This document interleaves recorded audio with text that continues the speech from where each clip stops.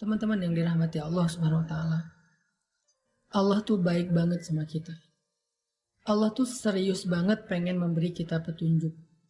Allah tuh serius banget pengen membimbing kita dalam menjalani hidup. Allah tuh serius banget pengen nolong kita. Allah tuh serius banget pengen membawa kita keluar dari masalah.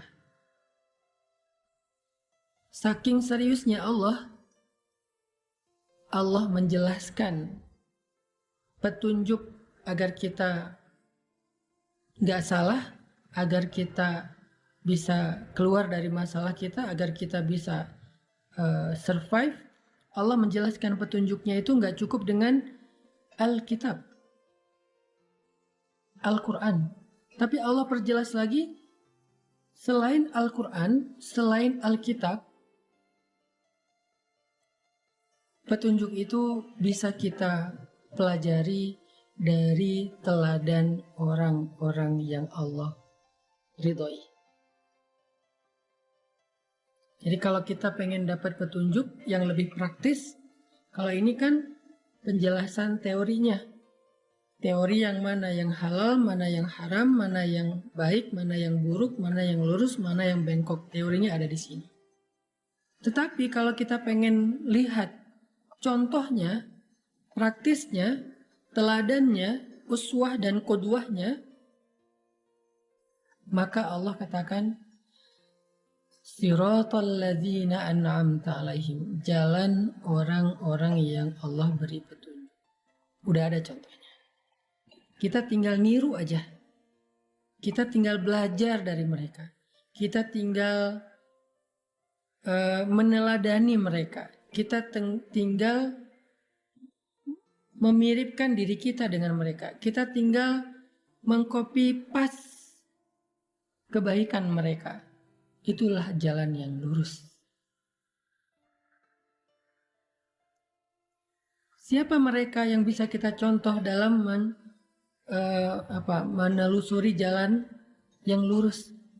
Siapa mereka yang bisa kita contoh untuk bisa menjadikan Al-Quran sebagai petunjuk? Siapa mereka yang bisa kita contoh untuk menjadikan Al-Quran sebagai guidance kita? Gimana cara menerapkan Al-Quran dalam kehidupan kita? Gimana cara menerapkan Al-Quran dalam menyelesaikan masalah kita? Siapa yang bisa kita contoh? Allah ngasih contoh. Siratal ladzina an'amta alaihim.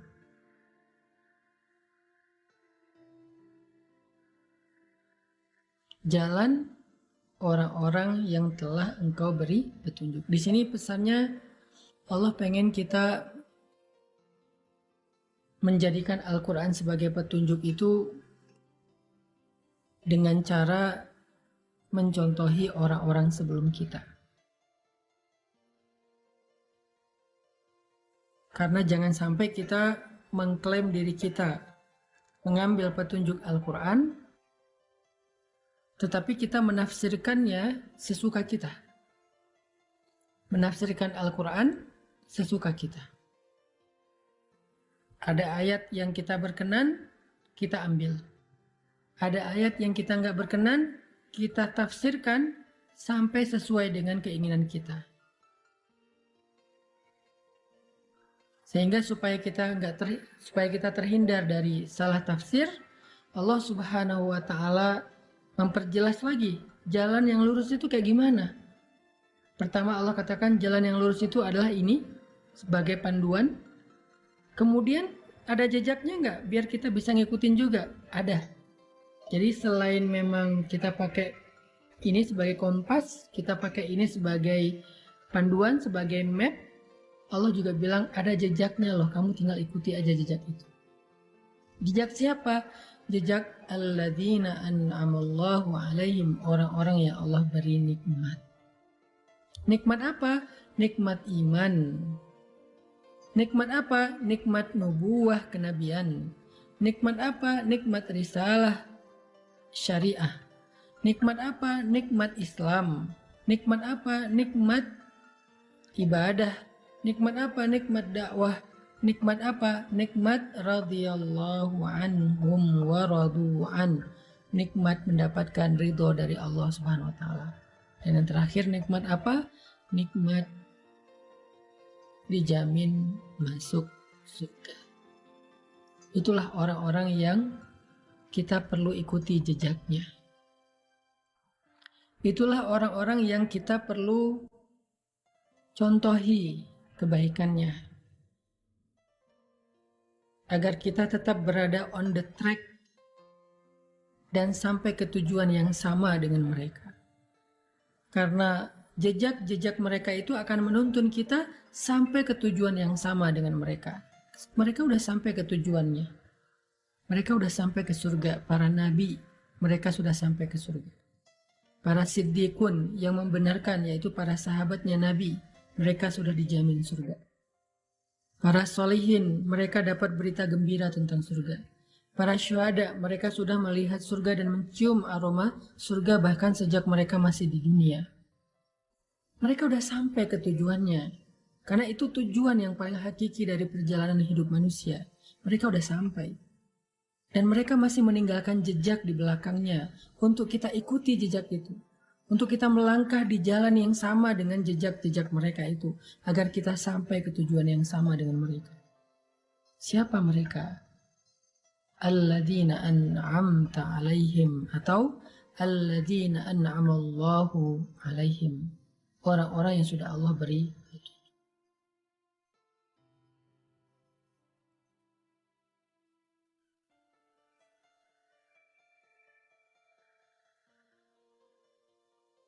Lebih simpelnya gini. Di dalam ayat siratal ladzina an'amta alaihim, Allah tuh pengen ngasih tahu kepada kita bahwa apapun yang kita sedang hadapi dalam hidup kita itu tuh pernah terjadi kepada orang sebelum kita. Apapun yang sedang kita alamin sekarang, itu tuh pernah dialami oleh orang sebelum kita.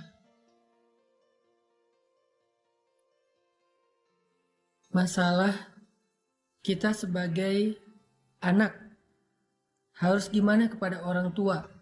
Ada contoh orang sebelum kita. Gimana seorang anak diusir oleh orang tuanya gara-gara dia beriman kepada Allah. Siapa dia? Ibrahim alaihissalam. Gimana sikap Ibrahim kepada ayahnya? Masalah orang tua kepada anak.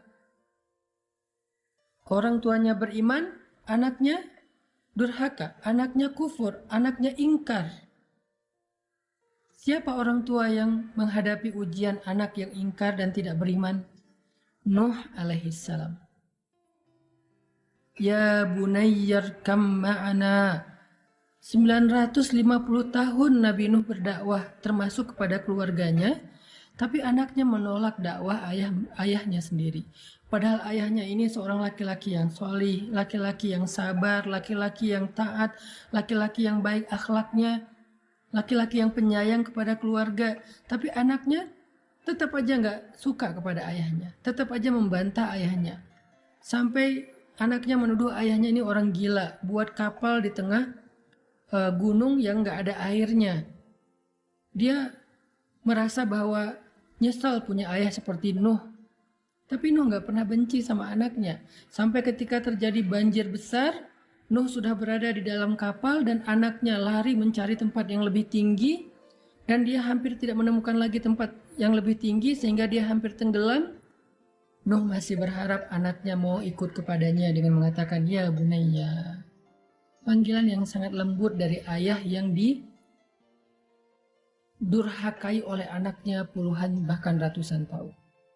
Anaknya durhaka kepada ayahnya ratusan tahun,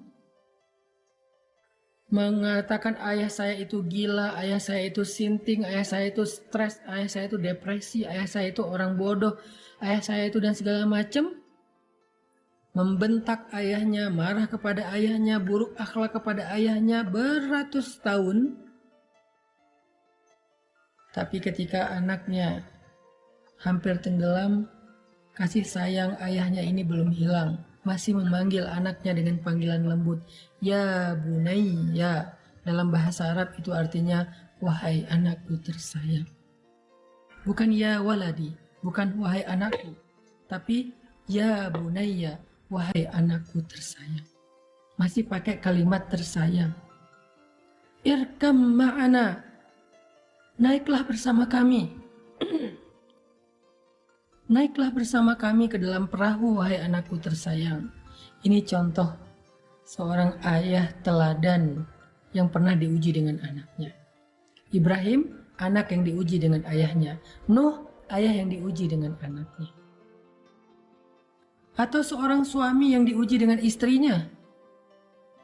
Dia menafkahi istrinya, dia membimbing istrinya, dia ngajak istrinya sholat, dia ngajak istrinya menutup aurat, dia berakhlak mulia kepada istrinya, dia menunaikan seluruh hak istrinya, wafa memenuhi hak-hak istrinya, dia berbicara santun kepada istrinya, sabar kepada istrinya yang perangainya jelek, bertahun-tahun. Siapa dia laki-laki yang diuji dengan istri? Lut alaihissalam. Betapa sabarnya Nabi Lut menghadapi istrinya. Istrinya bukan hanya istri yang buruk akhlak, tapi juga durhaka. Dia yang menjadi biang kerok dari semua kejahatan, kemakaran, dan keburukan yang terjadi di negerinya. Dia yang menjual laki-laki untuk laki-laki yang lain, sehingga terjadi LGBT. Istrinya ini parah. Gak sholat, gak menutup aurat, durhaka sama suami, kufur kepada Allah, melakukan dosa-dosa besar. Tapi Lut sabar dan terus membimbing istrinya sampai Allah memutuskan untuk berhenti. Udah cukup, sekarang pergilah dan tinggalkan kaum ini, karena kami akan membinasakan kaum tersebut, termasuk istri Lut. Baru Nabi Lut berhenti. Atau seorang istri yang diuji dengan suaminya. Istrinya soleha, istrinya berhijab, istrinya beriman, istrinya akhlaknya mulia, sabar terhadap kejahatan dan akhlak suaminya yang sangat buruk. Tapi dia terbunuh di tangan suaminya sendiri. Dia disalib di pohon kurma, dia disiksa sampai dia menghembuskan nafas terakhir. Tapi dia bersabar terhadap suaminya dan terus berharap agar suaminya bertaubat dan sadar. Siapa dia? Asiyah yang diuji dengan suami Fir'aun.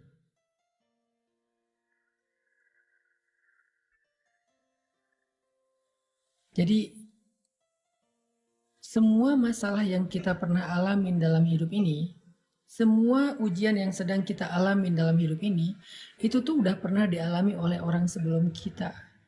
Sehingga tugas kita adalah kalau pengen dapat petunjuk, kalau pengen dapat contoh, kalau pengen dapat semacam model untuk kita tiru, kata Allah udah ada tuh. Siratal ladzina an'amta alaihim. Apa masalah kamu? Ya Allah, saya punya masalah dengan orang tua, belajar dari Ibrahim. Ya Allah, saya punya masalah dengan anak, belajar dari Nuh. Ya Allah, saya punya masalah dengan istri, belajar dari Lut. Ya Allah, saya punya masalah dengan suami, belajar dari Asiyah. Ya Allah, saya punya masalah sebagai jomblo, cowok, banyak godaan dari cewek-cewek sekitar saya di kampus, di tempat kerja, belajar dari Yusuf. Ya Allah, saya seorang jomblo, perempuan, cewek, dan banyak masalah, banyak ujian dari cowok-cowok yang godain saya, belajar dari Maryam. Ya Allah, saya pengen ta'aruf tapi nggak tahu caranya, belajar dari Musa dan calon istrinya. Ya Allah, saya punya anak tapi nggak tahu cara mendidiknya, belajar dari Zakaria dan Yahya. Apa masalah kita? Ya Allah, saya hampir bercerai. Suami saya mentalak saya, talak satu, gimana cara mengislahnya? Belajar dari surat At-Tolak ketika Nabi mentalak Hafsah.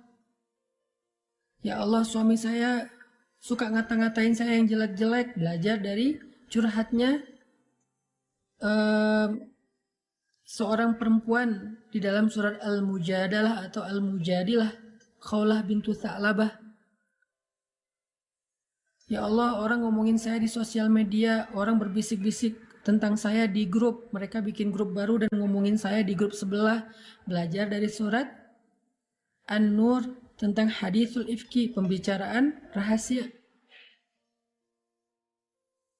Ya Allah, istri saya suka cemburu dan menyusahkan saya sebagai suami. Belajar dari surat At-Tahrim. Apa masalah kita? Semua masalah kita itu udah ada contohnya, karena mereka pernah mengalami persis seperti yang kita alami. Jadi kita nggak sendiri.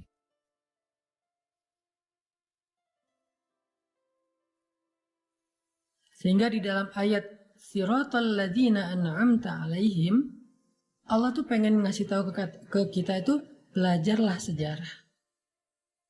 Di dalam ayat Siratal ladzina an'amta alaihim, Allah tuh pengen ngasih tahu ke kita, belajarlah sejarah. Karena nggak ada yang baru di bawah langit. Nggak ada yang baru di bawah matahari. Nggak ada yang baru di atas tanah. Semua yang kita alamin pernah terjadi sebelumnya. Karena sejarah itu berulang. Karena cerita itu terjadi lagi. Sehingga kita bukanlah orang pertama yang mengalami masalah ini. Udah ada orang sebelum kita yang jumlahnya nggak terhitung. Tugas kita adalah bacalah sejarah, belajarlah sejarah, bacalah tentang kisah kehidupan mereka, biografi mereka dari referensi yang baik. Sehingga kita akan menemukan siapa yang orang yang lurus, siratal ladzina an'amta alaihim, sehingga kita tiru. Siapa yang salah jalan, sehingga kita hindari. Jadi di dalam kalimat siratal ladzina an'amta alaihim, Allah pengen ngasih tahu kepada kita, belajarlah sejarah.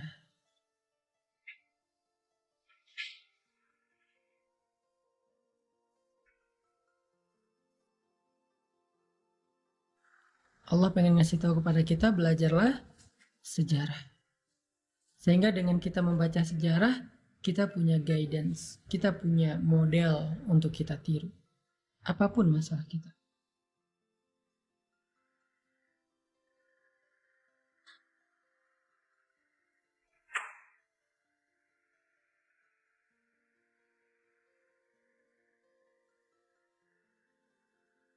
Gak ada yang baru. Gak ada yang baru. Semua yang kita alamin pernah dialami oleh orang sebelum kita.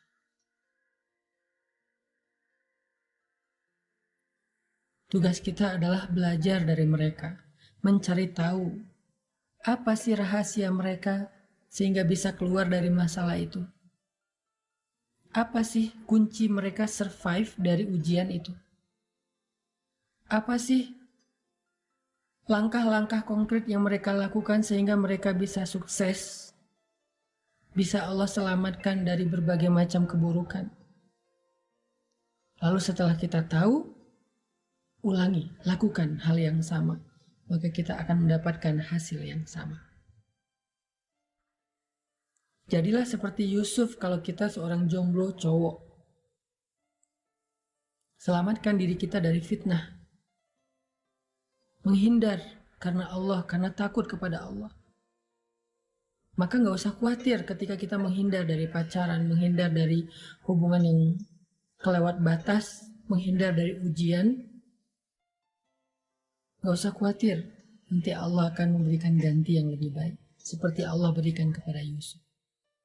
Kalau kita perempuan jomblo, siswi, mahasiswi, seorang pekerja yang banyak ujian di sekitarnya, banyak cowok ngelirik, ngegodain kita, PDKT, caper sama kita, belajarlah dari Sayyidah Maryam.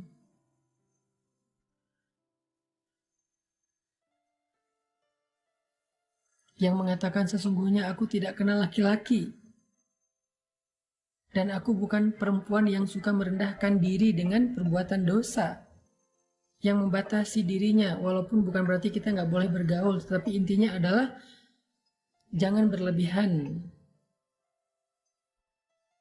Dan gak usah khawatir menjadi orang yang membatasi diri sebagai perempuan. Allah akan muliakan kita seperti Allah muliakan Sayyidah Maryam.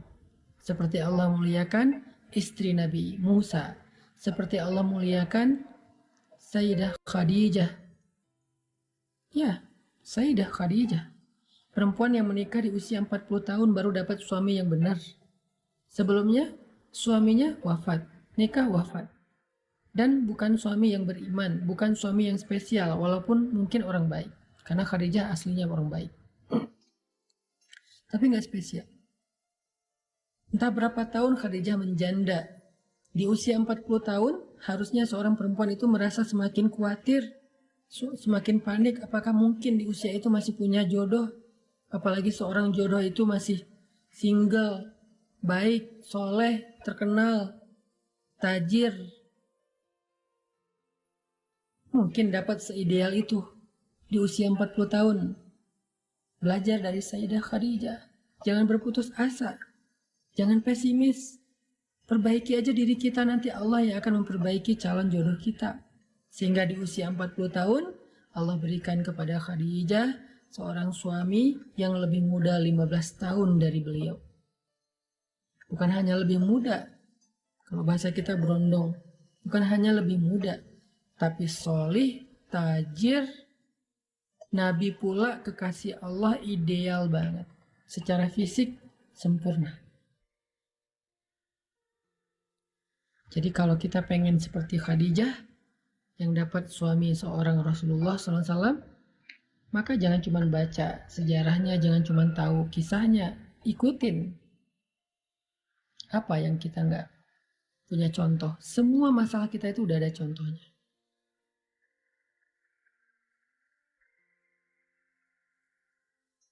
Semua udah ada contohnya. Kita yang ngerasa kayak hidup kita banyak ujian, kenapa ya setelah saya hijrah kok hidup saya banyak masalah? Perasaan dulu sebelum hijrah kayak nggak ada masalah. Sebelum hijrah kayak lempeng-lempeng aja. Sebelum hijrah hidup saya happy-happy aja. Tapi kenapa setelah hijrah masalah datang silih berganti dan gak beres-beres? Malah semakin hari semakin berat. Semakin hari kayaknya masalahnya, bebannya semakin nambah. Kenapa ya? Belajar dari Bilal. Belajar dari Bilal. Sebelum Islam, Bilal itu gak pernah disiksa. Dia budak, tapi dia diperlakukan dengan baik. Dia disuruh kerja, ngurus ternak, ngurus rumah, ngurus kandang. Memang dia bekerja kepada tuannya. Tapi dia tidak pernah disakiti, nggak pernah disiksa, hanya disuruh kerja. Lalu setelah dia masuk Islam, dia beriman kepada Allah, dia berhijrah dari kufur kepada iman. Tiba-tiba qadarullah dia lagi sholat, ketangkep sama tuannya. Dan tuannya ngerasa sangat malu kepada tuan-tuan yang lain, gengnya yang lain, pemuka-pemuka Quraisy yang lain, ngerasa malu karena gak mampu menahan budaknya sendiri dari mengikuti Muhammad. Budak aja gak bisa diatur, kan malu. Budak aja gak bisa dihalangi, kan malu. Budak aja gak bisa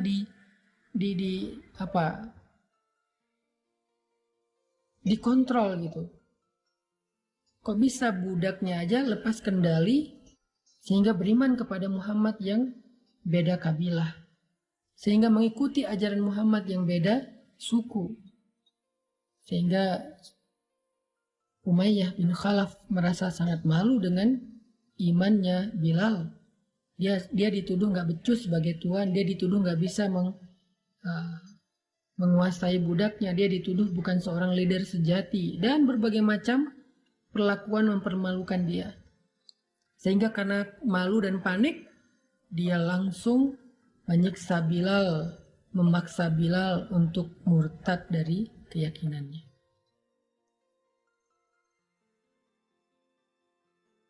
Bilal mendapatkan siksaan justru setelah Islam.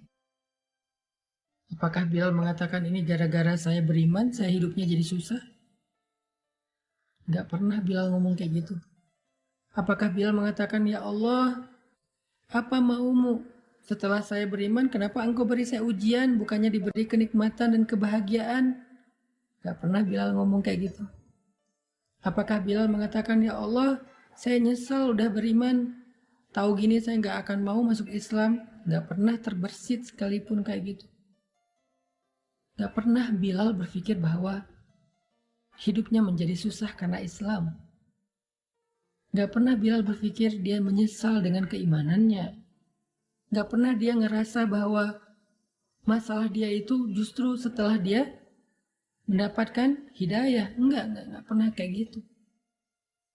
Semakin disiksa dia semakin yakin dan bergantung sama Allah. Semakin disiksa, dia semakin bergantung sama Allah. Bukan semakin melemah pegangannya ke Allah, semakin erat pegangannya ke Allah. Kalau kita kan semakin diuji, pegangan kita ke Allah jadi makin renggang ya. Jadi ragu, Allah benar gak sih mau nolong saya?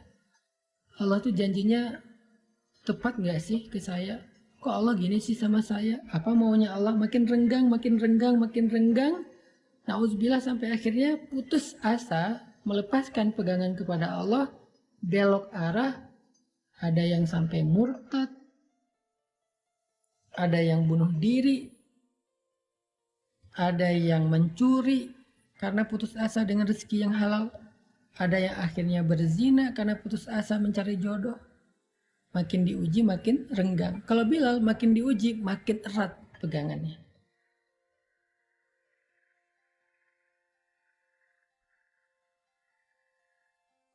Makin diuji makin bergantung kepada Allah. Dengan kalimat apa? Ahadun ahad. Ahadun ahad.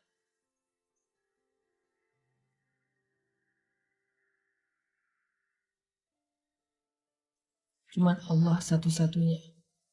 Gak ada yang lain. Yang saya yakin, yang saya sembah, yang saya tunduk, yang saya bergantung, yang saya berharap. Ahadun ahad. Makin disiksa, makin ahadun ahad. Jadi buat kita yang setelah hijrah merasa banyak diuji, belajar dari Bilal. Coba ikuti, teladani sikap Bilal supaya kita mendapatkan kebaikan hasil terakhir dan yang sama dengan apa yang dialami oleh Bilal. Apa kebaikan yang didapatkan oleh Bilal di akhir cerita itu setelah dia ahadun ahad sekian lama? Apa kebaikan yang akhirnya Bilal dapatkan?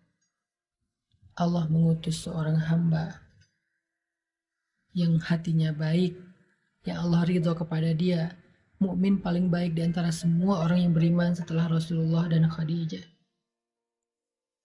Orang yang sangat mulia kedudukannya. Allah nggak ngutus orang biasa, Allah ngutus orang yang paling istimewa. Akhlaknya istimewa, imannya istimewa, kedudukannya istimewa. Allah utus dia. Kalau Allah mau, Allah bisa aja ngutus Utsman juga orang kaya. Bisa aja Allah mengutus Abdurrahman bin Auf juga orang kaya. Bisa aja Allah mengutus Sa'ad bin Abi Waqqas juga orang kaya. Banyak lagi sahabat-sahabat yang kaya.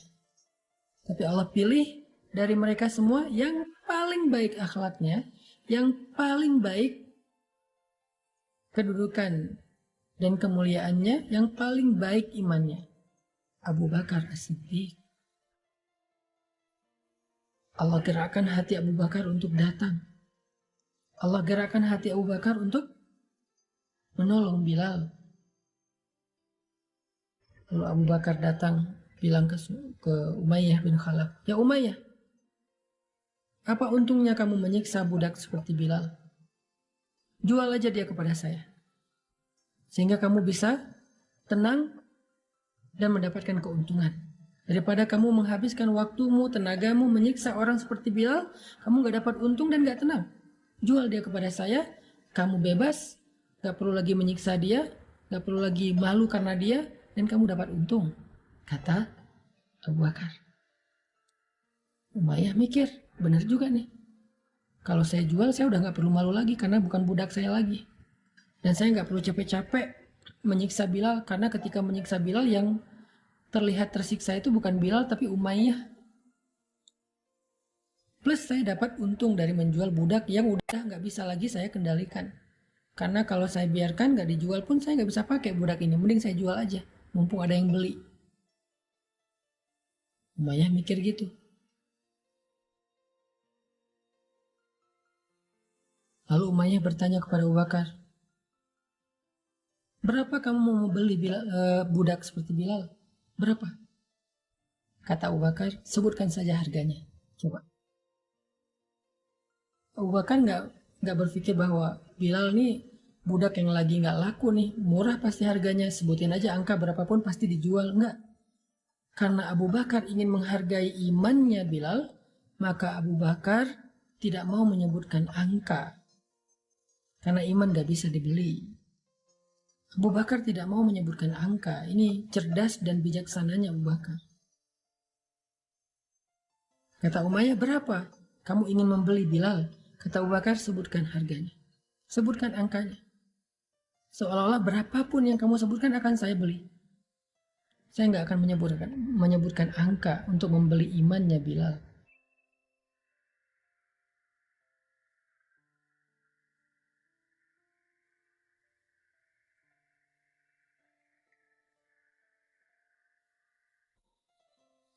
Lalu Umayyah menyebutkan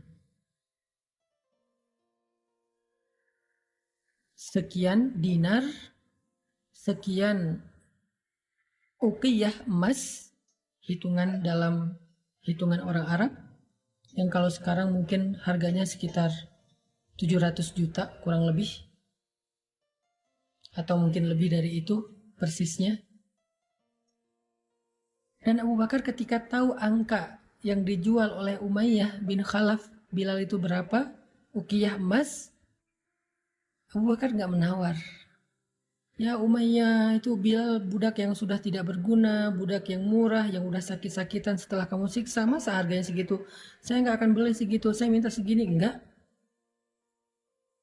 Ketika Umayyah menyebut angka, maka Abu Bakar mengatakan, baik, nanti malam akan saya kirim emasnya ke rumah kamu. Begitu cara Abu Bakar menghargai dan memuliakan Bilal. Atau lebih persisnya, begitulah Allah memuliakan Bilal. Seolah-olah Bilal ini sesuatu yang sangat berharga. Berapapun disebutin oleh Umayyah, Abu Bakar setuju. Malah setelah menyebutkan angka itu, Umayyah nyesel kenapa nggak ngomong lebih tinggi.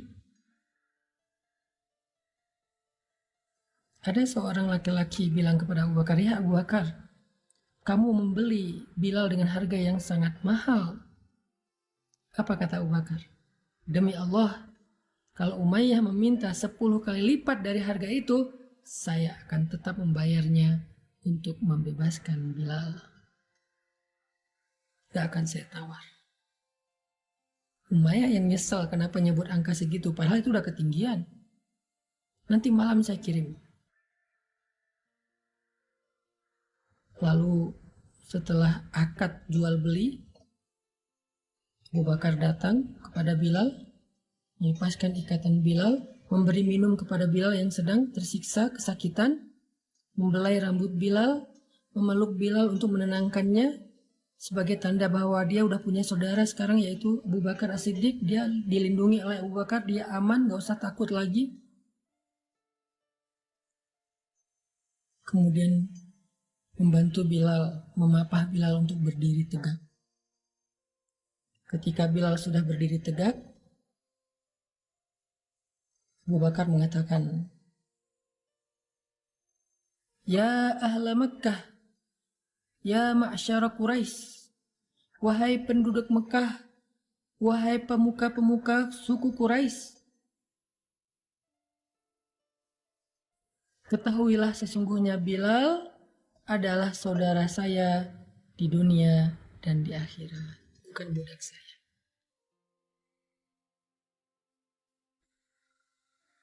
Sesungguhnya Bilal adalah saudara saya di dunia dan di akhirat. Itu sebuah deklarasi bahwa Bilal sudah menjadi orang yang merdeka, dibebaskan oleh Abu Bakar. Abu Bakar membeli Bilal bukan untuk jadi budak, Abu Bakar menebus Bilal untuk dimerdekakan. Bukan hanya merdeka dan hidup sendiri, tetapi menjadi saudara yang kehidupannya ditanggung, dijamin oleh Abu Bakar. Dan Abu Bakar berharap itu menjadi persaudaraan yang kekal sampai ke surga. Itulah kesudahan yang baik. Itulah happy ending. Itulah pertolongan Allah yang tidak terduga-duga yang Allah berikan kepada Bilal setelah dia bersabar dan bergantung kepada Allah saat-saat dia diuji.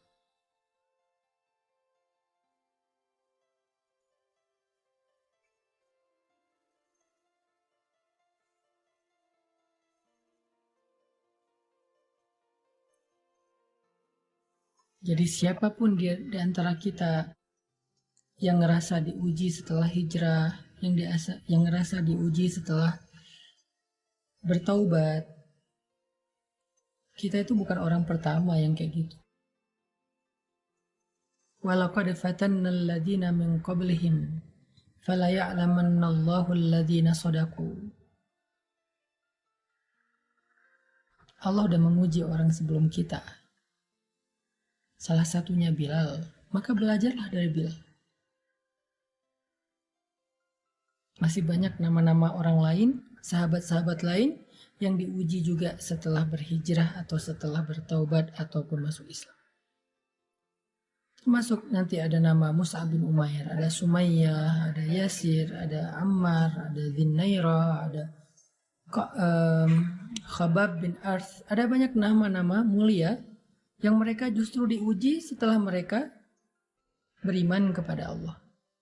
Jadi kita yang ngerasa punya cerita yang sama, walaupun mungkin cerita kita receh lah, lebih ringan dibandingkan mereka, maka belajarlah dari mereka. Kalau pengen dapat hasil yang sama dengan mereka, kalau pengen dapat kebaikan yang sama dengan mereka, belajarlah dari mereka. Gak ada yang baru di bawah langit kita.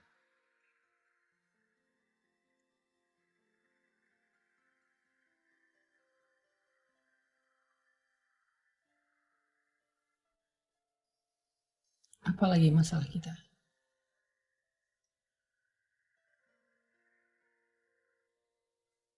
Gak bisa lepas dari riba.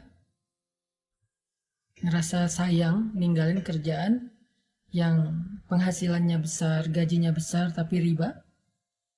Belajar dari Sa'ad bin Abi Waqqas. Ketika dia datang kepada Rasulullah SAW, dia bilang, "Ya Rasulullah, mintalah kepada Allah agar Allah mengabulkan doa-doa saya. Saya pengen setiap saya berdoa Allah kabulkan apapun yang saya minta."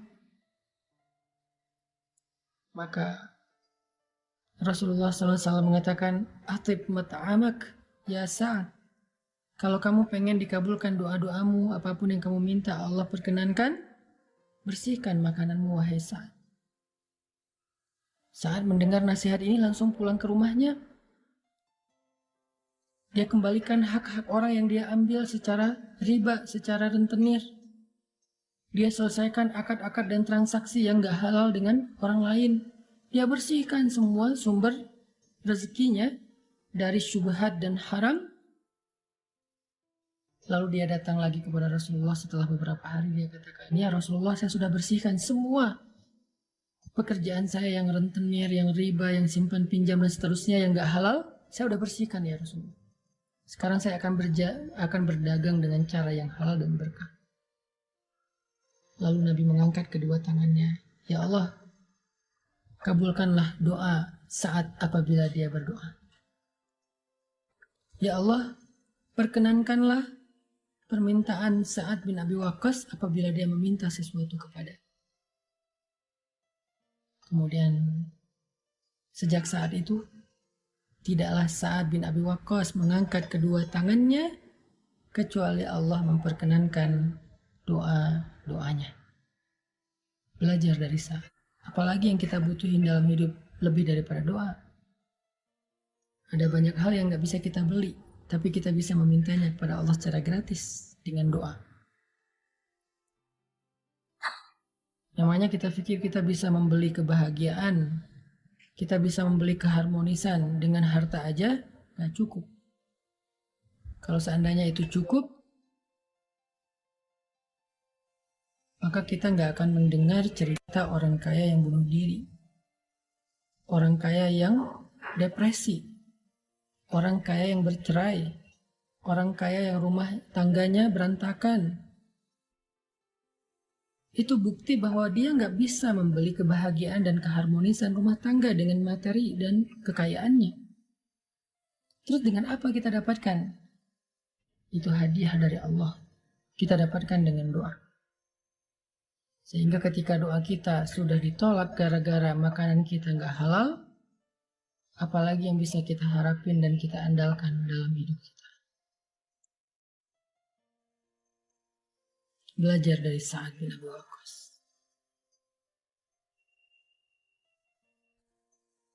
Belajar dari Umar bin Khattab. Kalau kita ngerasa dulu di masa sebelum sadar, sebelum taubat, sebelum hijrah banyak dosa. Gimana cara saya menebus dosa-dosa di masa lalu, Ustadz? Saya dulu pernah membunuh, saya dulu pernah berzina, saya pernah minum khamar, narkoba, segala macam. Gimana cara saya menebus dosa-dosa di masa lalu? Pertanyaan ini jawabannya ada dalam kehidupan Umar bin Khattab. Yang di masa jahiliyahnya dia melakukan banyak dosa. Lalu setelah dia masuk Islam, dia menebus semua dosa-dosa masa jahiliyahnya itu. Satu persatu. Kalau dulu saya pernah memusuhi Nabi, sekarang saya akan menjadi pelindung dan pembela Nabi dengan nyawa dan diri saya sendiri. Kalau dulu saya pernah menyakiti Nabi, sekarang saya akan membahagiakan Nabi, menolong Nabi. Kalau dulu saya pernah membunuh, sekarang saya akan menyelamatkan orang. Kalau dulu saya pernah bersikap zalim, sekarang saya akan membela orang yang terzalim. Dan seterusnya dan seterusnya. Dia tebus semua dosa-dosanya satu persatu. Untuk menunjukkan keseriusannya dalam Islam dan iman.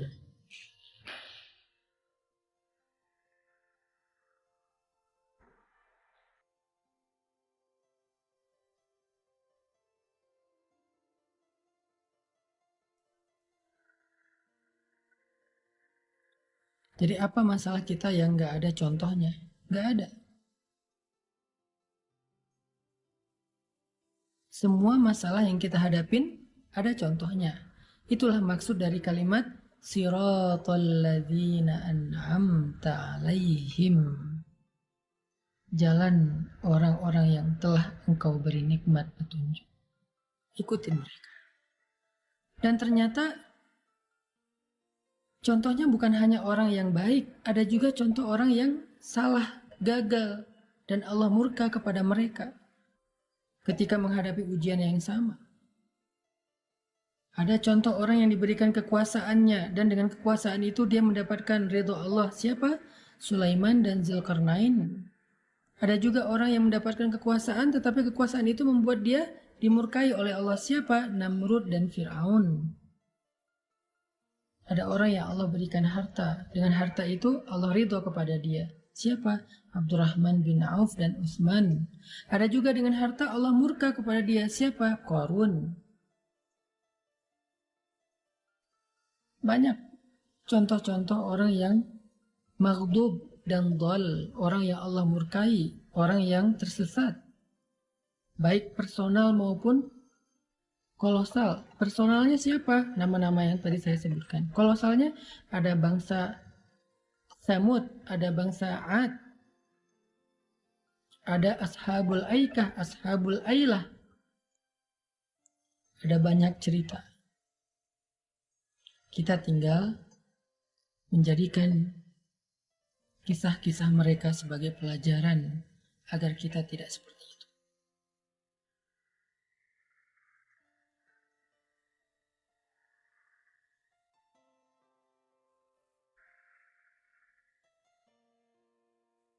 Jadi teman-teman, itulah kandungan dari siratal ladzina an'amta alaihim ghairil maghdubi alaihim waladdallin.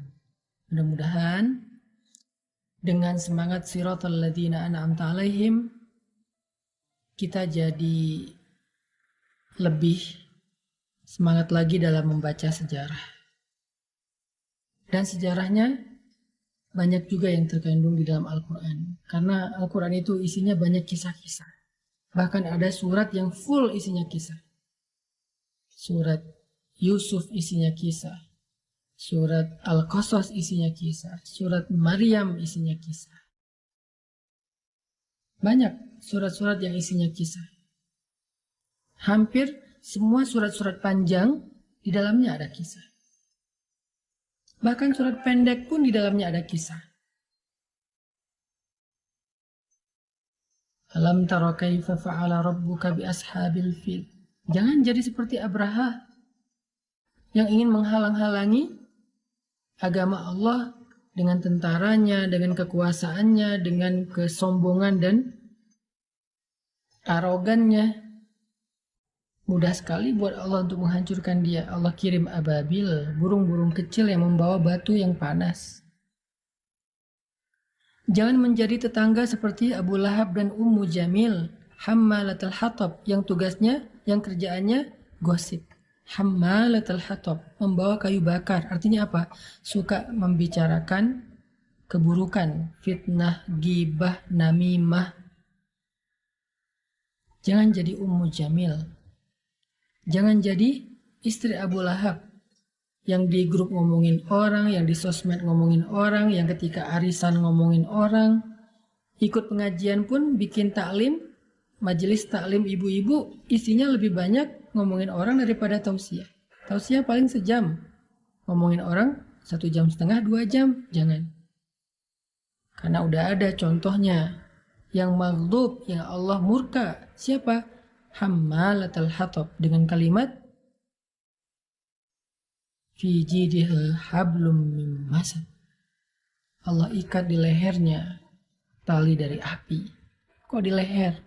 Karena leher itu dia pakai untuk ngomong. Dari sini dia saking semangatnya bicara tuh sampai seolah-olah dia urat lehernya tegang terus ngomongin orang lain. Diikat di lehernya tali dari api. Maghdub. Atau jangan seperti suaminya, tetangga yang selalu ngerecokin tetangganya, ngerecokin Nabi. Setiap pagi naruh kotoran di depan rumah Nabi. Kemana Nabi pergi dia ikutin hanya untuk ngejelek-jelekin. Dia nge-follow Nabi hanya untuk nge-hate speech, hanya untuk jadi haters. Dia nge-follow, tetapi pengen jadi haters, bukan menjadi likers atau viewer atau followers yang baik. Sengaja follow akun dakwah untuk nge-hate akun dakwah. Sengaja follow akun ustadz untuk nge-hate akun ustadz. Sengaja follow akun orang-orang baik hanya untuk mengadu domba atau manas-manasin akun orang lain. Itu dilakukan oleh Abu Lahab dengan bentuk yang lebih konvensional, ngikutin Nabi kemana Nabi pergi. Kemana Nabi pergi dia ikut. Tapi dia bukan ngikutin Nabi seperti Abu Bakar, Umar, dan yang lainnya. Ngikutin Nabi karena pengen menghalangi Nabi dan ngejelek-jelekin Nabi di depan orang lain. Ketika Nabi mau ngomong, langsung dipotong sama dia. Nabi mau berdakwah, langsung dihalangi sama dia. Dia nge-follow Nabi kemana Nabi pergi. Tapi untuk menghalangi Nabi dan menjelek-jelekin Nabi. Abu Lahab banget tuh. Dan Allah marah kepada dia, sehingga Allah mengatakan, tabbat, celaka. Dibuat kita yang kadang-kadang gak sadar ngomongin kejelekan orang lain, jangan salah. Kalimat kita itu akan kembali lagi kepada kita. Sebagaimana Abu Lahab pernah bilang kepada Nabi dengan kalimat tabban laka ya Muhammad. Bahkan tabban laka ya Muzammam, kata Abu Lahab. Celaka kamu wahai Muhammad. Allah balas kalimat yang sama kepada dirinya. Tabbat yada abi lahabi wa tabb, pakai tasydid. Kita nggak bisa wakaf di situ dengan kalimat watab, bukan watab, harus ditahan karena ada penegasan tasydid. Allah cuma pengen ngasih tahu dengan tasydid itu apa?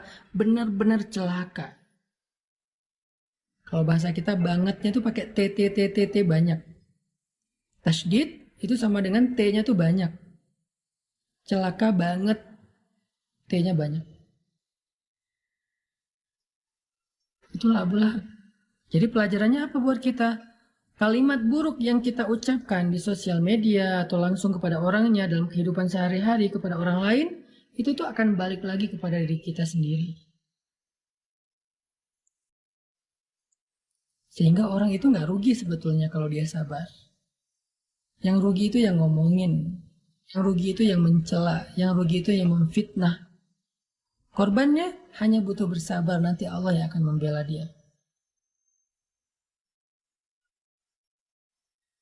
Belajar dari Abu Lahab. Belajar dari Ummu Jamil.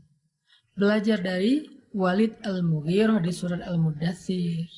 Belajar dari Abu Jahal di surat Al-Alaq. Semuanya ada contoh, baik ataupun yang buruk. Sehingga yang baik tinggal kita tiru, yang buruk jadi pelajaran untuk kita tinggalkan.